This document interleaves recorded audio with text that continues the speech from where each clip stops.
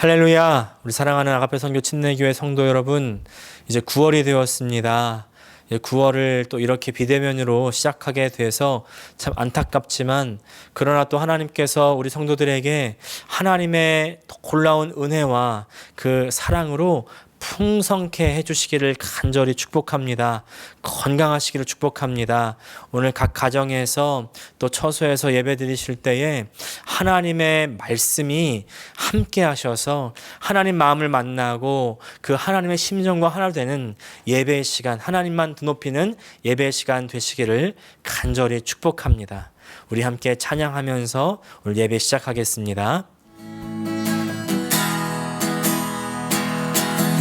전능하신 나의 주 하나님은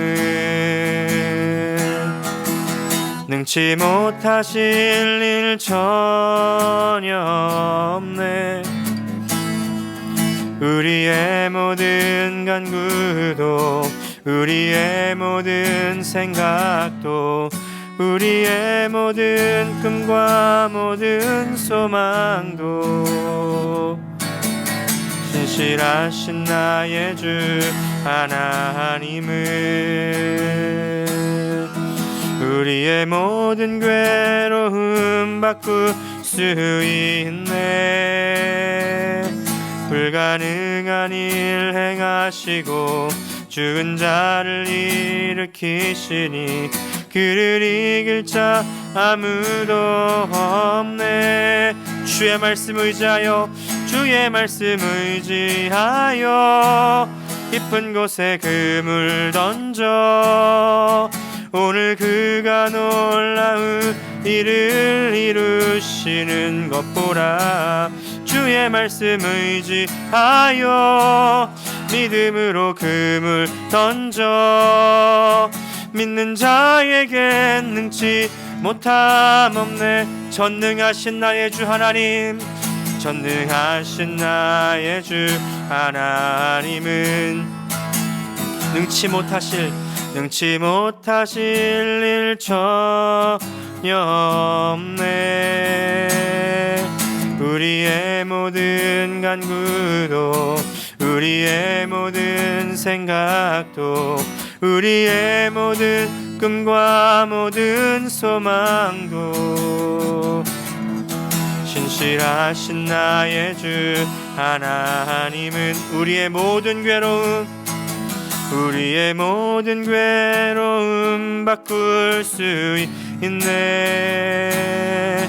불가능한 일 행하시고 죽은 자를 일으키시니 그를 이길 자 아무도 없네. 주의 말씀 의지하여 깊은 곳에 그물 던져 오늘 그가 놀라운 일을 이루시는 것 보라. 주의 말씀 의지하여 믿음으로 그물 던져 믿는 자에겐 능치 못함 없네. 주의 말씀 의지하여 깊은 곳에 그물 던져 오늘 그가 놀라운 일을 이루시는 것 보라.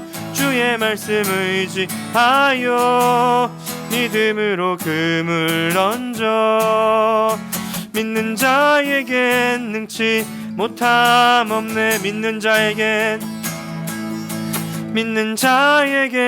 능치 못함 없네. 하늘의 문을 여소서 이곳을 주목하소서. 주를 향한 노래가 꺼지지 않으니 하늘을 열고 보소서. 이곳에 임재하소서. 주님을 기다립니다. 기도의 향기가 하늘에 닿으니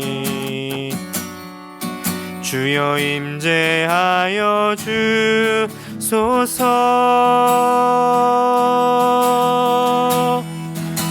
이곳에 오셔서 이곳에 앉으소서. 이곳에서 드리는 예배를 받으소서. 주님의 이름만이 오직 주의 이름만 이곳에 있습니다. 하늘의 문을 여소서. 하늘의 문을 여소서. 이곳을 주목하소서. 주를 향한 노래가 꺼지지 않으니 하늘을 열고 보소서. 이곳에 임재하소서. 주님을 기다립니다. 기도의 향기가 하늘에 닿으니 주여 임재하여 주소서. 이곳에 오셔서 이곳에 앉으소서. 이곳에서 드리는 예배를 받으소서. 주님의 이름만이 오직 주의 이름만 이곳에 있습니다. 이곳에 오셔서 이곳에 앉으소서. 이곳에서 드리는 예배를 받으소서. 주님의 이름만이 오직 주의 이름만 이곳에 있습니다. 오늘 이 시간 한번 함께 기도하실 때 주님 함께 예배하는 각 처소마다 하나님께서 함께하여 주시고 임재하여 주시옵소서. 하나님의 영광이 말씀하여 주시고 오늘 우리의 죄악들을 발견하게 하여 주시고 하나님 앞에 돌이키는 이 시간 될 수 있도록 도와주시고 하나님과 신령한 합의를 누리는 이 시간 될 수 있도록 주님 도와주시옵소서. 아버지, 정말 우리 가운데 정말 아픈 분들이 있습니까? 주님께서 치료하여 주시며 낙심한 자 있습니까? 주님께서 함께하여 주시고 격려해 달라고 시간 다 함께 통성으로 기도하시겠습니다.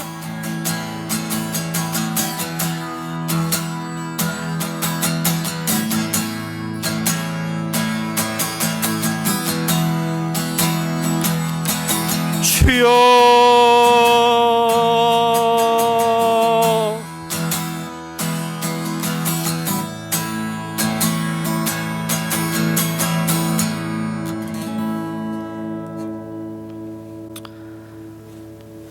오늘도 우리를 사랑하사 주님 전으로 인도하신 은혜를 감사합니다.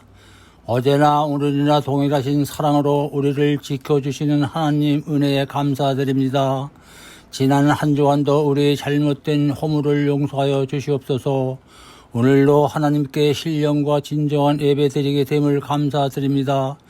혼탁한 시대 속에 밝은 빛이 되어 복음의 능력을 나타내도록 이곳에 아가페 침례 교회를 세우시고 오늘날까지 성장하여 교회의 사명을 잘 감당할 수 있도록 인도하여 주심을 감사드립니다.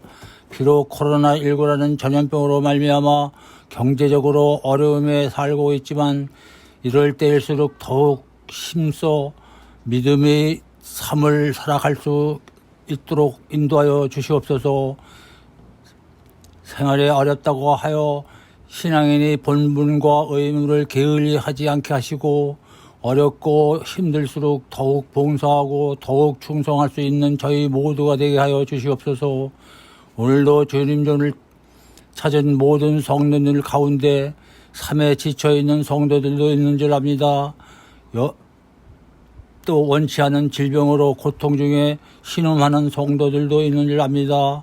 여러 모양으로 삶에 지쳐 살고 있는 모든 성도들에게 새 힘을 부어주시고 치료의 은총을 내려 주시옵소서.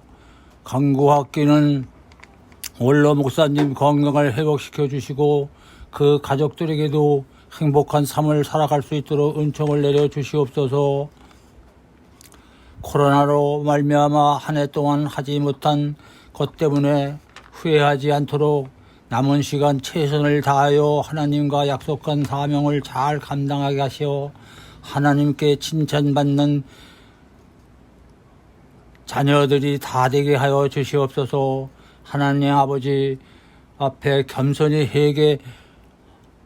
회개하여 뜻대로 살아갈 수 있는 용기와 능력을 주셔서 세상을 향해 나갈 때 하나님께서 그 믿음을 인정하시는 희망의 빛이 되어 주시옵소서. 오늘도 주님의 말씀을 강론하시기를 위하여 가족 예배를 인도하시는 목사님을 기억하시고 권세 있는 말씀을 전하시기에 조금도 부족함이 없게 하여 주시옵소서. 마치는 시간까지 주님 홀로 영광 받으시기를 믿사옵고 예수 그리스도의 이름으로 기도드립니다. 아멘. 교회 소식 전해드리겠습니다. 우리가 계속해서 비대면 예배를 드리고 있는데 9월 12일까지로 우리가 예정되어 있는데 확진자가 계속해서 증가하면 우리가 그 비대면 예배를 좀 더 연장할 수도 있습니다. 그러니까요, 확진자가 잘 줄어들 수 있도록 우리 사회가 좀 안정화될 수 있도록 기도해 주시기를 바랍니다.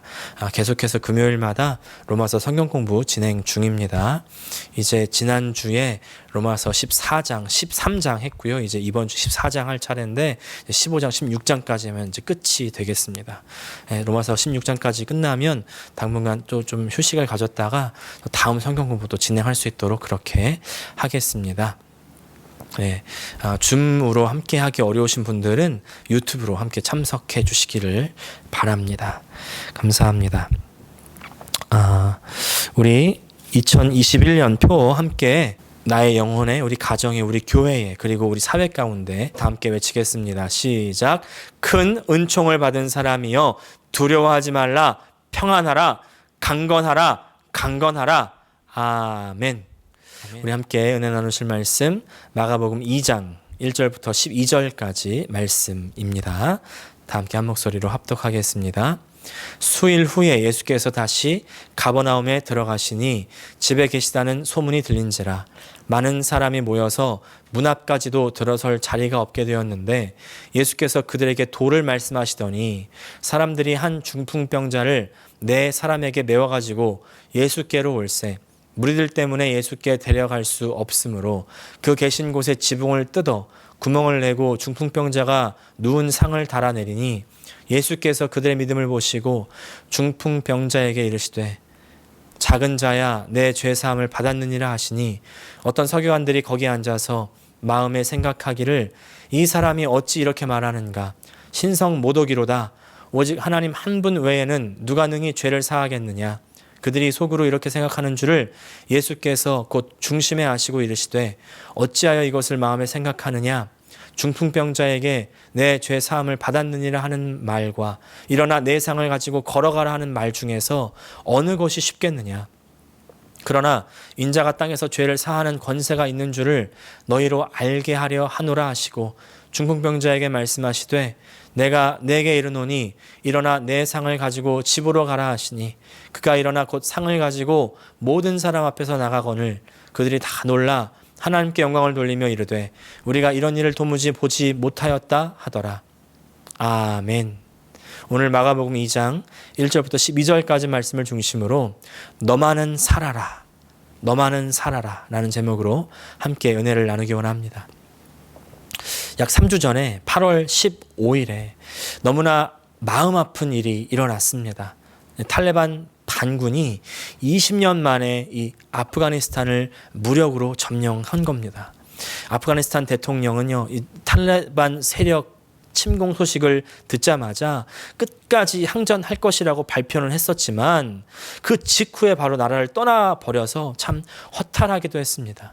그리고 그 이후에 들려오는 이 아프가니스탄의 소식들은 우리의 가슴을 정말 아프게 했습니다. 시민 시위대를 향한 총격이 여전히 벌어졌고요. 또 정부군을 총살하고 또 카불 공항에서 비행기를 타고 빠져나가려는 이런 국민들에게 무차별 난사를 하기도 했다는 그런 소식을 우리가 다 뉴스로 접했습니다. 그 중에 여성도 있고 아이도 있는데 가리지 않았다는 겁니다. 우리가 아프가니스탄 그 나라와 또 그 시민들을 위해서 기도해야 될 줄 믿습니다.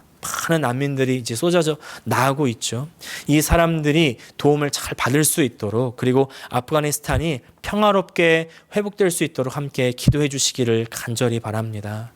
저는 이번에 아프가니스탄에서 벌어지는 이런 일들에 대한 뉴스를 보다가 이 한 사진을 보고서 깜짝 놀랐습니다. 바로 이 사진입니다.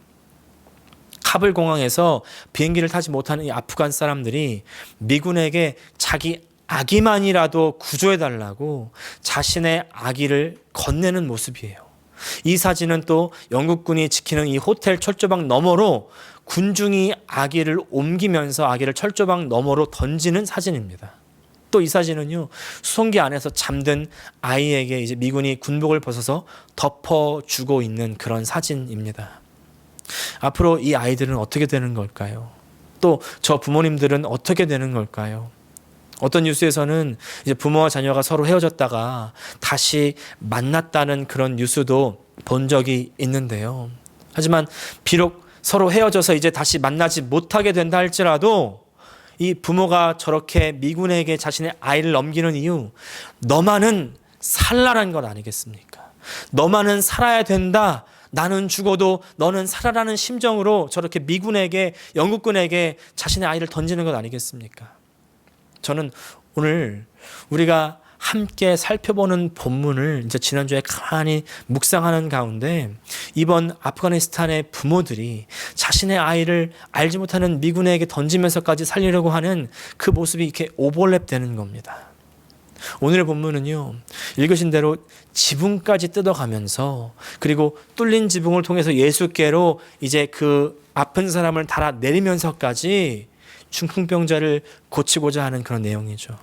성경에 여러 병 고치는 장면들이 등장하지만 이제 예수님께서 이 중풍병자의 병을 고치는 사건, 아주 특별한 부분이 있습니다. 왜 사람들은 중풍병자를 지붕을 뚫고 달아 내리면서까지 예수님 앞에 나왔어야 했을까요? 그리고 예수님께서는 어떻게 이 사람을 고쳤을까요? 또 그 병 고치는 사건을 통해서 우리가 깨닫고 배워야 될 것은 무엇이겠습니까? 오늘 그 포인트들을 쭉 짚어가면서 함께 나의 삶에 적용해보고 은혜를 나누는 시간을 갖기를 원합니다.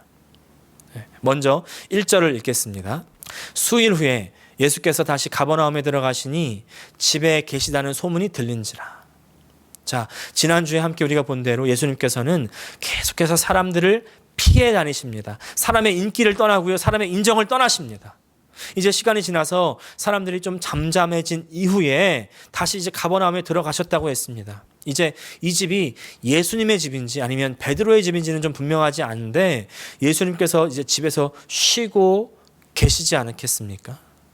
근데 예수님께서 가버나움에 들어오셔서 집에 계시다는 소식이 얼마 지나지 않아서 온 마을에 다 퍼져버립니다.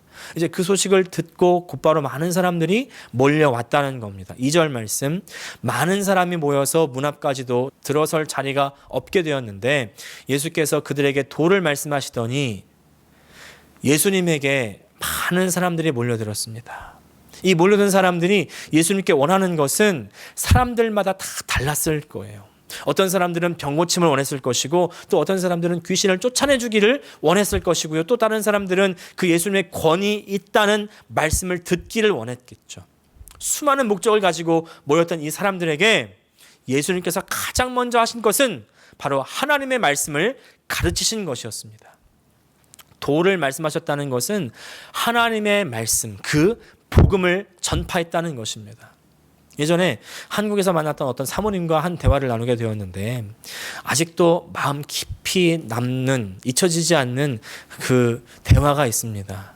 성도들이 이제 목회자에게 여러 가지 어려움을 가지고 상담을 하러 찾아오는 경우가 있는데 그 사모님은 그 앞에서 기도합시다 라고만 하는 목회자가 되기 싫다는 겁니다. 목이 마른 사람에게 물을 주고 배가 고픈 사람에게 먹을 것을 줘야지 그 앞에서 기도만 하자고 한다면 그게 무슨 소용이 있겠냐는 것입니다. 그래서 실제적인 필요를 채워주는 사람이 되고 싶다 이렇게 하시는 말씀을 듣고 참 마음에 공감이 되었습니다.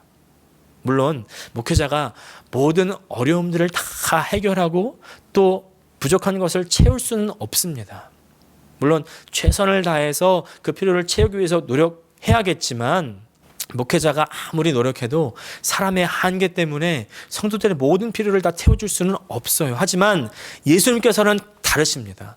예수님께서는 병든 자들에게 병을 고쳐주셨고 귀신 들린 자들에게는 귀신을 쫓아주셨습니다. 또 배고픈 사람에게는 빵도 주고 물고기도 주셨죠. 그 배를 채워주시죠. 실제적인 필요를 채워주십니다. 그런데 예수님께서 그 모든 필요를 다 채우기 전에 앞서 하셨던 아주 중요한 사역이 있습니다.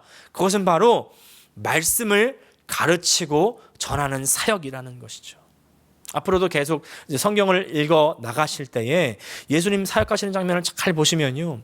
예수님께서는 항상 먼저 하나님의 말씀을 전하시는 것을 볼 수가 있습니다. 지금 많은 사람들이 예수님 집으로 찾아와서 온 집이 꽉 차고 넘치게 되었는데 이 사람들이 다 각자의 자기의 어떤 중요한 필요들 그리고 목적들이 있었을 것이죠.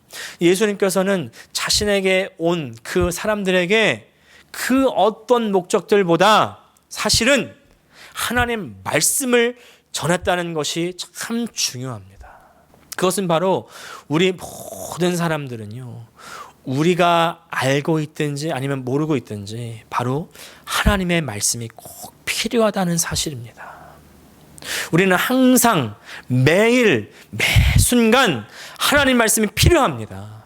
예수께서 직접 말씀하시죠. 마태복음 4장 4절 말씀 사람이 떡으로만 살 것이 아니요 하나님의 입으로 나오는 모든 말씀으로 살 것이라. 이 말씀은 그냥 하나님 말씀으로 살아야지 그런 어떤 개념적인 말씀이 아닙니다. 이 말씀은 정말 깊은 실제적인 뜻이 있습니다. 우리의 존재론적인 그런 말씀이에요. 우리의 존재가 어떤 존재인지를 다시 한번 확인하게 하는 그런 말씀이라는 것입니다. 디모데후서 3장 16절은요. 하나님의 말씀이 이 하나님의 감동으로 되었다 이렇게 말씀합니다. 이때 감동은 호흡이라는 말씀입니다. 하나님의 말씀이 하나님의 호흡으로 되었다.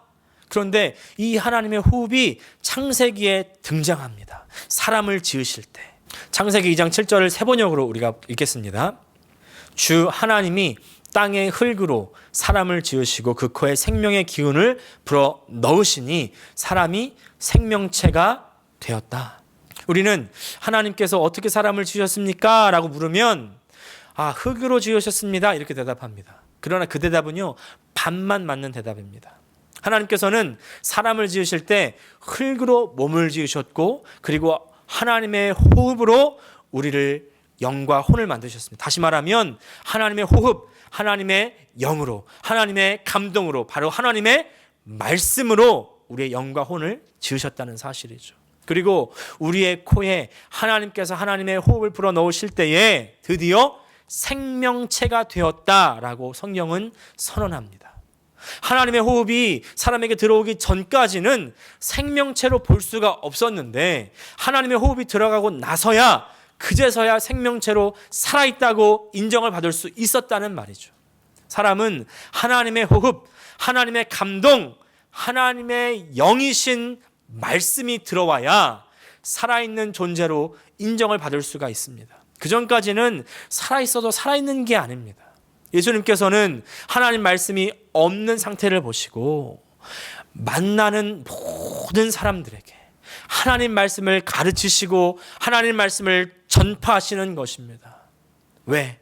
우리에게 가장 필요한 것은 하나님 말씀이기 때문이에요.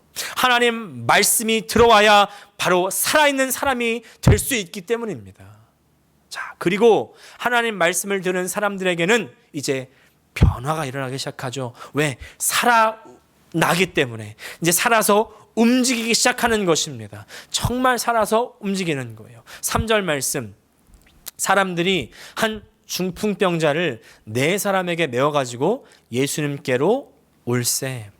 이제 지난 2주에 걸쳐서 예수님의 사역에 대해서 우리가 함께 살펴봤죠.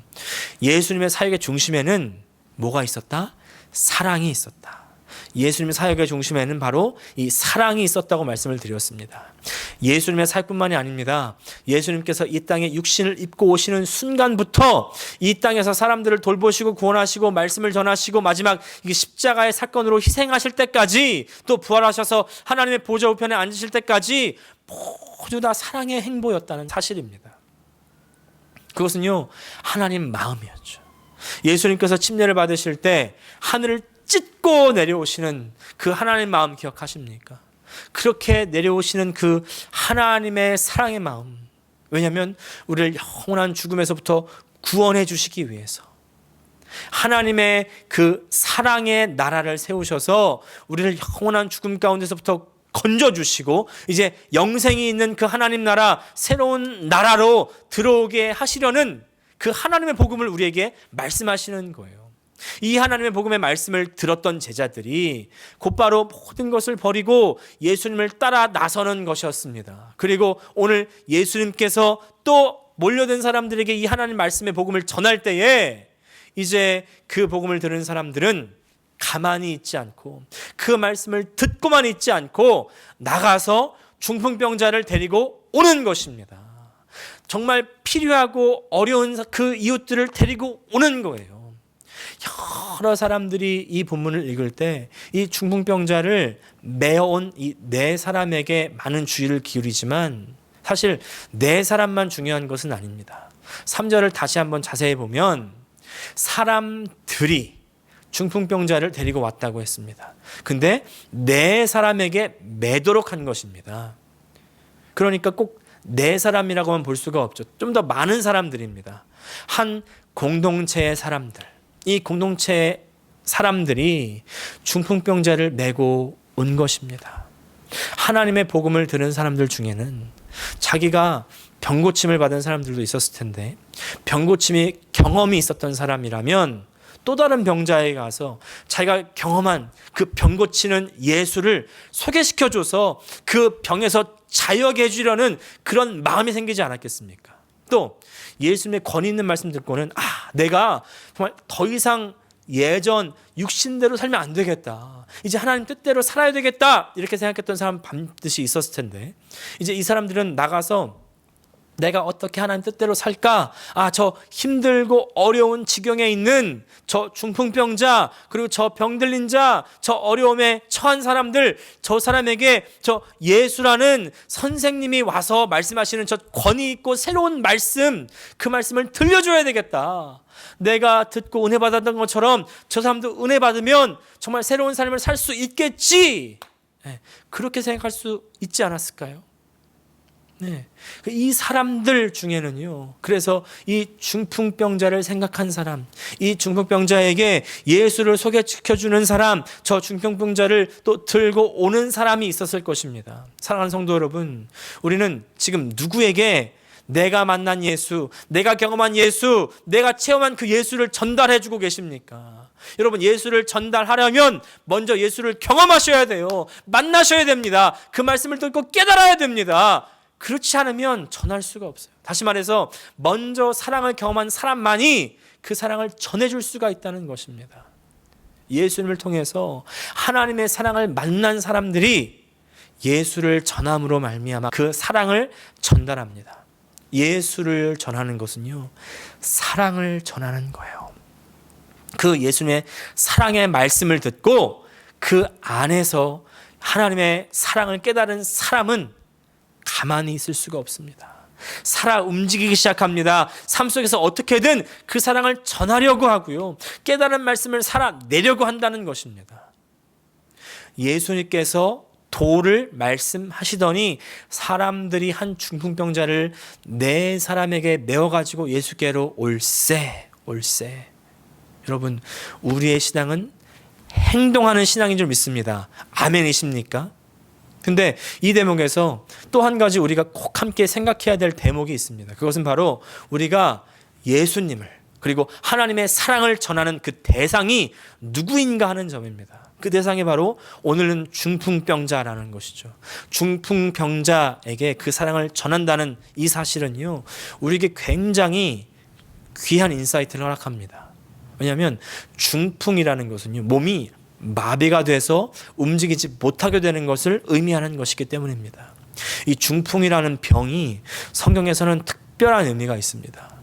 중풍 자체가 이제 마비이기 때문에 하나님 앞에서 움직이지 못하는 병, 마비가 된 것을 의미합니다.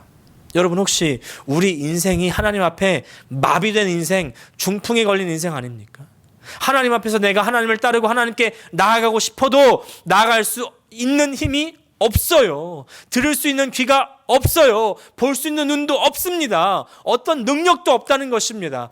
오직 하나님께 나아갈 수 있었던 것은요, 하나님의 은혜요, 사랑이었다는 사실입니다. 그래서 우리에게 저 하늘을 찢고 신성을 찢고 내려오셔서 하나님 눈앞에 움직이지 못하는 저 중풍병자들인 우리를 직접 불러주신 것 아니겠습니까? 우리를 주님께서 오셔서 불러주시기 전까지는요, 살아도 사는 것이 아니었고 움직여도 의미 없는 몸부림이었습니다. 근데 이제 그 말씀에 들려지기 시작하니까 진정한 삶을 시작할 수 있게 되는 것이죠. 그렇게 살아난 사람들, 그렇게 진정한 삶을 시작한 사람들이 이제 움직여서 예전에 자신과 같이 하나님 앞에 마비되고 움직이지 못하는 다른 사람들에게 가는 것입니다. 전하는 것입니다. 들쳐매고 오는 것입니다. 근데 이렇게 갈 때 중요한 대목이 또 있습니다. 그것은 바로요, 함께 간다는 사실이에요. 우리가 복음을 들고 가는 대상이 누구인지를 명확하게 알아야 됩니다. 바로 중풍병자입니다. 마비가 되어 움직이지 못하는 대상. 예. 여러분 혹시 술 취해서 움직이지 못하는 사람 부축해 보신 적 있으십니까? 저는 대학 때 그런 적이 몇 번 있는데 이제 몸에 힘이 들어가지 않는 사람을 옮기는 일 정말 쉽지 않습니다. 힘이 웬만큼 많지 않고서는 혼자서는 굉장히 어렵습니다. 최소한 장정 2명은 달라붙어야 발걸음을 뗄 수가 있습니다. 우리가 복음을 전하는 대상이 이 중풍병자들 마찬가지예요. 한 사람의 힘으로는 어렵습니다. 한 사람의 마비된 영혼을 위해서는요, 한 공동체가 필요하다는 사실입니다. 함께 움직여야만 해요. 한 영혼을 위해서 함께 예수님 앞으로 나아가셔야 됩니다. 근데 이때 한 가지 장애가 생겼습니다. 4절 말씀, 무리들 때문에 예수께 데려갈 수 없으므로 그 계신 곳에 지붕을 뜯어 구멍을 내고 중풍병자가 누운 상을 달아 내리니. 이제 예수님 앞에 모인 이 사람들, 성경은요, 이 사람들을 무리라고 했습니다. 이 무리는요, 제자들과 항상 반대의 의미로 쓰였습니다. 이 무리는 자신의 필요를 채우기 위해서 예수님 앞에 모인 사람들을 얘기하는 거예요. 근데 이 무리 때문에 정작 진짜 예수님을 만나야 되는 사람이 만나지 못하게 되는 일이 생긴 겁니다. 이런 일은요, 지금도 너무나 많이 일어나고 있습니다. 예수님 앞에 자신의 욕심을 내세우는 사람들 때문에 정말 예수님을 만나서 살아나야 할 사람들이 오히려 상처를 받고 예수님으로부터 멀어지는 일이 생겨나고 있지 않습니까? 우리는 그 무리로부터 벗어나야 됩니다. 오늘 예수님 말씀을 듣고 저 움직여서 중풍병자를 데리고 오는 이 사람들, 이 공동체, 저 무리로부터 벗어나서 예수님께 가기 위해서 오늘 지붕을 뚫고 매달아 내려오는 겁니다. 중풍병자 혼자서 예수님께 갈 수 없었죠. 그러나 함께 갈 때 모든 장애물도 넘어갈 수 있었습니다. 지붕을 뚫는다는 일, 사실 참 레디컬한 그런 일이죠. 상식을 뛰어넘는 그런 일입니다. 예수님을 따르는 삶은요, 일반적인 상식을 뛰어넘는 일이에요. 아주 대범한 일도 하게 되는 그런 때가 있습니다. 이것이 우리가 예수님을 진정으로 따를 때 일어나는 일이죠. 그리고 중풍병자는 드디어 예수님 앞에 도달합니다. 그리고 치료를 받습니다. 할렐루야. 5절 말씀, 예수께서 그들의 믿음을 보시고 중풍병자에게 이르시되 작은 자야, 내 죄사함을 받았느니라 하시니. 그런데 예수님께서 하시는 말씀이 약간 이상합니다. 두 가지인데요. 첫 번째는 예수님 앞에 온 중풍병자의 믿음이 아니라 그들 이 중풍병자를 데리고 온 그 공동체, 이 사람들의 믿음을 보시고 고쳐주신다는 사실입니다. 굉장히 중요한 사실이죠. 여러분, 이 중풍병자를 데리고 온 이 사람들의 믿음, 어떤 믿음이에요? 행동하는 믿음이라는 것이죠. 이 중풍병자를 진심으로 생각하는 사람들이었습니다. 하나님 말씀을 통해서 하나님의 사랑을 받은 사람들은 그 사랑으로 말미암아 행동했고, 그리고 그 행동은 하나님 앞에는 믿음이었고, 그 믿음의 열매는 항상 어떻게 해요? 사람을 살리는 겁니다. 사람을 위하는 것입니다. 우리가 교회 안에 믿음이 있다고 하는 사람들 잘 보십시오. 그 사람들은요, 혹시 자신의 믿음을 내세우면서 다른 사람들을 찍어내리고 혹시 그 위에 올라가려고 하진 않습니까? 이 사람들은요, 믿음이 있는 사람들이 아니에요. 진짜 믿음이 있는 사람들은 사람을 위하는 사람, 사람을 살리는 사람입니다. 근데 그렇게 예수님께로 간 중풍병자에게 예수님께서 네 병을 고쳐주겠다 이렇게 말씀하신 것이 아닙니다. 네가 죄사함을 받았다. 죄사함을 받았다고 말씀하시는 거예요. 이 말씀은 우리에게 충격을 줍니다. 우리는 중풍병자에 가장 필요한 것 뭐라고 생각합니까? 중풍에서 낫는 것이라고 생각하죠. 하지만 예수님의 관점은 다릅니다. 지금 중풍으로 온몸이 마비되어 있는 너에게 가장 필요한 것은 바로 죄사함이라는 것입니다. 죄사함. 우리 모든 인류의 문제 바로 이 죄로부터 시작된 거 아니겠습니까? 무엇이 죄예요? 나쁜 말하고 나쁜 행동하고 이런 것도 죄지만, 그러나 그것은 죄의 열매에 불과합니다. 죄의 열매가 있다는 사실은 그 줄기가 있고 뿌리가 있다는 사실 아니겠습니까? 죄는요, 근원이 있어요. 하나님 말씀으로 하나님의 뜻으로 살라고 지은 사람이 하나님의 뜻을 선택하지 않고 이제 내 마음대로 살겠다고 떠나는 순간 하나님 앞에서는요, 아무것도 할 수 없는 무능력자, 마비자, 중풍병자가 되어버리고 말았다는 것입니다. 영적인 중풍병자인 너에게 지금 가장 필요한 것은 바로 나 중심으로 살았던 그 죄로부터 벗어나라는 것입니다. 그것을 위해서 하나님의 아들이 오신 것이죠. 그러나 인자가 땅에서 죄를 사하는 권세가 있는 줄을 너희로 알게 하려 하노라 하시고 중풍병자에게 말씀하시되, 인자는요, 그 사람의 아들이라는 말이에요. 근데 하나님의 나라를 상속받아서 세우는 메시아를 말하는 겁니다. 하나님의 아들이에요. 사람들은요, 병을 고치는 일에 더 집중하지만 이 하나님의 아들 메시아는 더 근원적이고 본질적인 사역에 집중하시는 겁니다. 바로 죄사함의 사역이라는 것입니다. 이것이 하나님의 아들에게 가장 중요한 일이었고요, 동시에 우리에게도 가장 중요한 일인 줄 믿습니다. 오늘 말씀을 정리합니다. 하나님은요, 사랑을 전하시기 위해서 우리에게 찾아오십니다. 그 사랑은 중풍이라는 마비에 걸린 우리를 고치기를 원하시는 거예요. 하나님 앞에 아무것도 할 수 없는 우리 이 마비된 인생을 고치시기를 원하는 것입니다. 이 영적인 중풍을 해결하는 길은요, 오직 하나, 바로 죄사함입니다. 하나님의 아들이 주시는 죄사함, 그 죄사함을 주시기 위해서 하나님의 아들은 우리에게 오신 것이죠. 너는 살라는 것입니다. 내가 십자가에 죽을 테니 너만은 죄사함을 받고 살아라는 것입니다. 영원히 살아라는 것이에요. 그 죄사함이라는 선물을 받으셔야 됩니다. 받는 것이 바로 믿음입니다.